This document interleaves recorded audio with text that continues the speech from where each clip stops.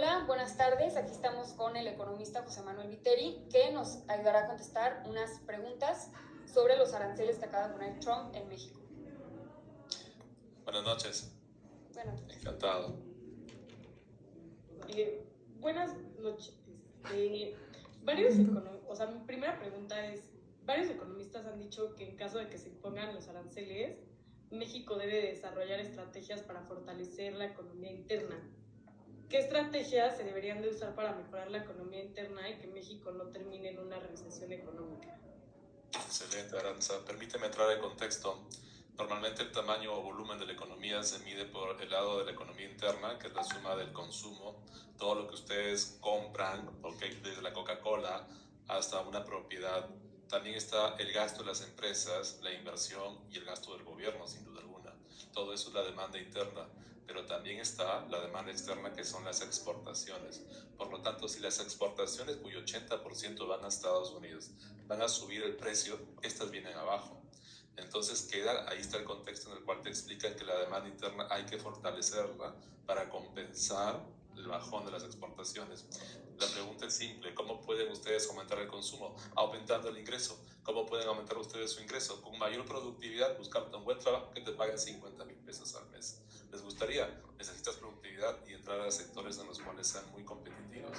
Por otro lado, si es que ustedes se preguntarán, no todos pueden entrar a los sectores, también está en fortalecer con programas de apoyo temporal al empleo, porque el desempleo, si bien en México no es un problema, todo el mundo tiene chamba, el problema es el subempleo. Trabajos donde ganan 8,000 pesos, 5,000 pesos, 6,000 pesos. Para que sepan ustedes, el promedio en México gana más o menos 8,000 pesos el promedio en México, y con eso le debe alcanzar. Por otro lado, el otro componente, la inversión. No le alcanza a la familia Slim para invertir, por decirlo así. Hay que atraer inversión extranjera directa de afuera, que si bien estaba supeditada que el TLC estaba libre de aranceles, pues tenemos otros mercados, el europeo, desde luego el asiático, y atraerla de mejor manera. Entonces, para resumir, hay que invertir más allá de la fuente de Estados Unidos, hay que aumentar el consumo interno con el poder adquisitivo, y también los programas públicos del gobierno podrían atraer una mano de obra calificada para hacer proyectos, cosa que esto no funciona porque ya se gastó el presupuesto en el sexenio pasado. Ok, muchas gracias. Encantado. Cuando sea el mío me lo pasas.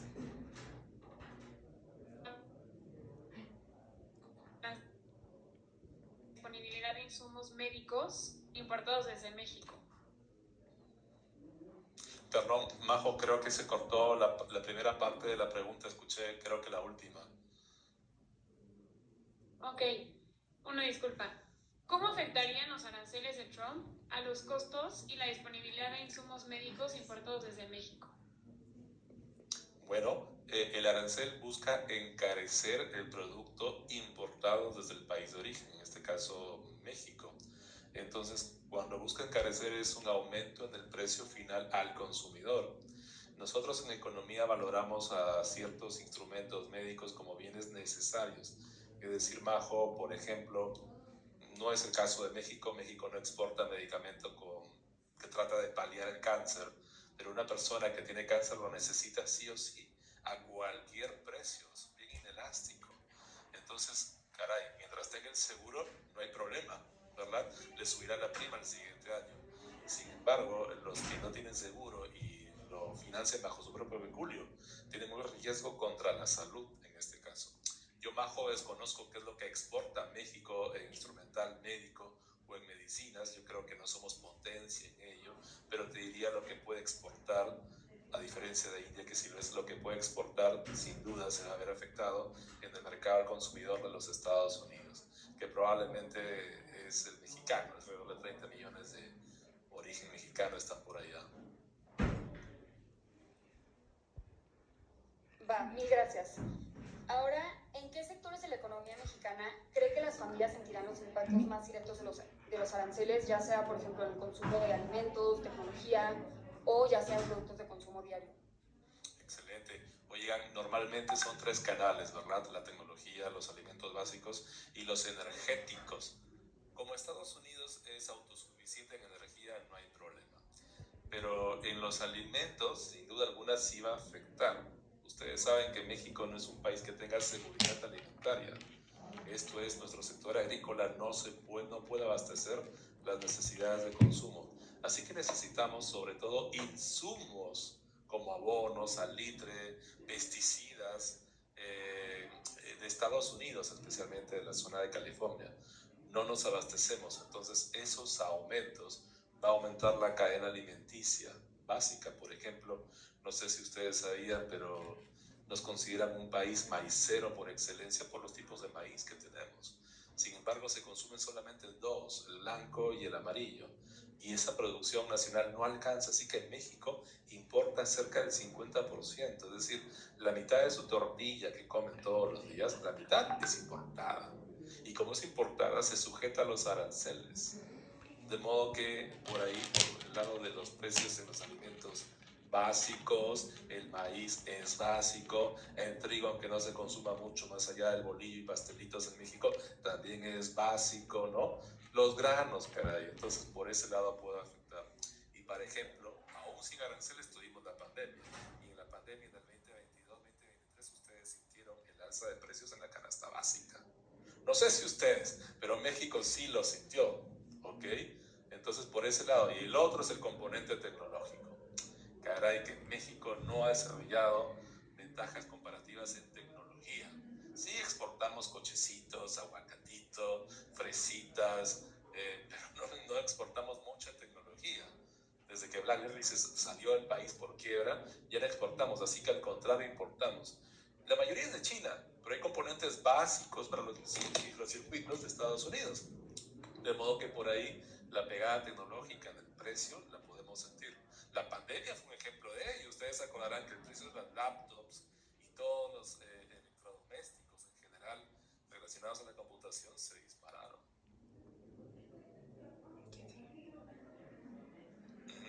Bueno, mi pregunta va igual un poco relacionada a la de Valeria. ¿Cómo cree que la imposición de aranceles afectaría el poder adquisitivo de las familias mexicanas y su acceso a bienes esenciales en el corto y mediano plazo? Bueno, se llama efecto ingreso cuando el aumento del precio de un producto, manteniendo el mismo ingreso, te permite comprar menos. Entonces, habría que ver a nivel microeconómico qué productos vienen desde los Estados Unidos. Por ejemplo, bueno, en este caso se envían de México a los Estados Unidos, porque esa es la cuestión, ¿no? En todo caso, hay un mercado hispano muy creciente, muy bollante, que ansía productos mexicanos, y esto se puede ver afectado sin duda alguna, ¿no? Generalmente, chicos, no vean a Estados Unidos como un todo. Por ejemplo, Nuevo México, California y Texas son grandes clientes de México. A Nueva York quizá llegan pocos volúmenes, ¿no? A Wisconsin llegan pocos volúmenes, ¿no? Eso está por el lado de Canadá más que nada. Pero estos tres estados fronterizos sí van a sentir la pegada como un alza del precio, reduciendo de alguna forma el poder adquisitivo. Por eso se cuestiona también cuánto podría resistir algunos estados, y dentro de los estados, algunos condados que dependen de su principal cliente, que es México. Súper, muchas gracias. Bueno, mi pregunta es, ¿cómo impactan los aranceles en el desarrollo de la educación en el país? Excelente, yo creo que por el lado tecnológico en este caso, es decir, chicos, miren este caso, yo estoy en Madrid ya desde más o menos 8 meses trabajando aquí, y si no fuera por un meeting que lo hacemos en línea, no nos conectamos. Yo no puedo saber de ustedes ni ustedes de mí. La educación hoy en día, y sobre todo el lado universitario, vamos a la educación básica. Te pongo un ejemplo, Fátima. Yo cuando estaba en primaria, el niño que tenía el diccionario Océano, una enciclopedia parecía así grandota en casa, ya tenía una ventaja sobre el que no la tenía. El que no la tenía tenía que ir a la biblioteca. Luego vino la computadora. El que tenía la computadora tenía una ventaja sobre el grupo del salón. Y el que tenía internet tenía una ultra ventaja frente a los que no tenían. Te preguntaré entonces, Fátima, ¿la tecnología hoy en día es necesario para educarse? Y no tal lo de los meetings que podemos hacer en línea, sino todo el bagaje cultural, el uso de la inteligencia artificial. Antes el uso de base de datos, actualmente si no tienes eso no complementas tu educación. El profesor per se, o sea, por sí solo no basta. La biblioteca de tu colegio queda corta. Necesitas tecnología y no necesitas una computadora de segunda mano para terminar mi primaria que es lentísima. Así como tú tienes tu Mac, estoy seguro, así debería tener todos los mexicanos, súper veloz. Y entonces, en todo caso, esos aranceles pueden afectar el poder adquisitivo de la tecnología. Sería más cara la educación de alta calidad. Ok, muchas gracias. Otra sería, ¿qué efectos podría tener la imposición de aranceles en el flujo de inversión extranjera hacia México y en el empleo a largo plazo, especialmente en las zonas fronterizas? Sería un frenazo, Valeria, porque la inversión extranjera que llega a México generalmente va a los coches y autopartes, automotriz. Y aquí vienen, no necesariamente porque somos unos genios, no diseñando, se diseñan los coches en Estados Unidos, sino ensamblando los coches. Vienen simplemente porque ensamblarlo acá es como un estado 51 libre de aranceles, ¿no? Donde la mano de obra es más competitiva en el estado 51 y pues luego se reparten en los otros 50 estados, ¿no? Entonces, y eso es atraído justamente por el Telecan, ahora se llama TIMEC. Y si te ponen un arancel del 25%, dicho sea de paso, se aplazó un mes, pues las empresas ya no encuentran razones para invertir en Chihuahua, en Nuevo León, en Celaya, porque al final da igual invertir en Detroit, donde estaba inicialmente Ford, Chrysler, ¿no? Entonces la idea, más allá de no compren un producto mexicano, también es deslocalicen sus empresas en la maquila en México y tráiganlas acá, den empleo a los blancos. Es el discurso de Trump al final, ¿no? Sin duda alguna, diría que el efecto de esta política arancelaria no es que afecte a todo México, chicos. Guerrero, Chiapas, Oaxaca, la vida sigue igual, porque nunca aprovecharon ni tuvieron ventaja sobre el Telecán o el TIMEC. Los 5 estados fronterizos sí se van a ver afectados, sin duda. San Pedro Garza García, no es frontera, pero Zapopan, Tijuana, Ciudad Juárez, ¿no? Reynosa, esos sitios sí se va a sentir la pegada del desempleo, más aún con migrantes que están llegando muchísimos a estacionarse ahí. Gracias, profe. Bueno, yo soy María, mi nombre no aparece, pero me presento. Encantado, María.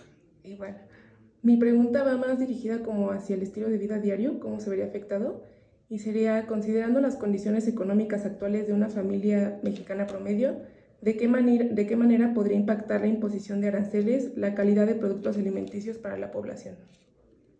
Bueno, acuérdate de una cosa, María, las remesas, o sea, la fuente de trabajo en Estados Unidos de nuestros paisanos, que cada año están quebrando récord, estoy hablando de 90,000 millones de dólares que llegan a México todos los años, es una fuente poderosa para que busque compensar. María, tú vives en un país que más o menos los pobres son 45%. Vamos a suponer el 50%. O sea, Fátima, digo, María, tú te vas al Zócalo y de cada 10 personas, 5 son consideradas pobres. Es decir, a diferencia de ti, no se levantan y tienen el boiler, compartieron la cama, comparten la toalla, no van a pasar por la universidad porque no les alcanza. Profe, hay pública, pero no estudiaron en un buen colegio para acceder a la educación pública, en fin, ¿ok? Son considerados pobres. Que de alguna manera, ya se me fue el hilo. ¿Cuál era tu pregunta, María? Era cómo afectaba, bueno, en la vida diaria de la familia mexicana. Ah, excelente, ya me acordé. Entonces tú te preguntarás, ¿de qué vive ese 50%, profesor? Las remesas del tío, del padre, del padrino, del hermano mayor. Y entonces mientras siga fluyendo, y te aseguro que con las deportaciones estos cuates están ganando todo el dinero que se pueda. Oye, guárdame, María, mi dinero que ya en cualquier momento aterrizo ahí en Ciudad Juárez o en Ciudad de México, pero me lo vas guardando, vienen en aumento, ¿no? Y eso genera un poder adquisitivo en los cinturones de pobreza, por lo general, ¿no? Entonces, esa es una cuerda separada, María. O sea, al margen de lo que pasa en el comercio exterior, hay familias promedio que no están ligadas al comercio exterior. Es decir, mi familia, supongamos, no trabaja en ninguna empresa de automotriz o autopartera, trabaja en el Oxxo, trabaja, no lo sé, vendiendo bombones en el tianguis, ¿ok? Gano más que el mínimo. Entonces también hay un México que no forma parte de la cadena productiva del TLK, ¿no? Y Sí. que además sí recibe alguna remesa en este caso. Entonces lo que se recomienda es que a México es que diversifique sus fuentes de ingreso, que no deje de, que deje de depender de los Estados Unidos en ventas, en exportaciones, ¿no? Se vaya a los mercados asiáticos, a los mercados europeos, que si bien no son tan grandes, la idea es diversificar. Muchas gracias. También una parte de mi pregunta era, pues, cómo afectaba la calidad de productos alimenticios que podemos adquirir como mexicanos, pero creo que usted ya respondió. Pues al No final... lo respondí, de hecho, ya gracias por hacerme acordar. Pues qué complicado es, porque normalmente se considera que los productos de baja calidad proteica, que generalmente tienen altas calorías, se podrían sustituir por el aumento en el precio. En México ya tenemos, aparte del IVA, un IEPS, un impuesto especial a los productos y servicios. Cada vez que ustedes consumen cervezas, cigarrillos, dulcecitos, todo lo que sea engordadera, paga un impuesto muy alto más allá del IVA, ¿no? Y la idea es sustituir, y funciona en las bebidas, por ejemplo, y está estudiado que la gente en México está consumiendo más agua conforme sube el impuesto a los refrescos. No así con las golosinas. Oigan, chicas, los famosos, ¿cómo le llaman en México? Los oficinistas. Hay un apellido por ahí que se utiliza para los oficinistas, pero todavía es típico de los Gansitos y Coca-Cola. Porque sí llena, caray. La Coca-Cola y el Gansito sí llena, pero no te nutre, caray. Y en las oficinas las encuentras.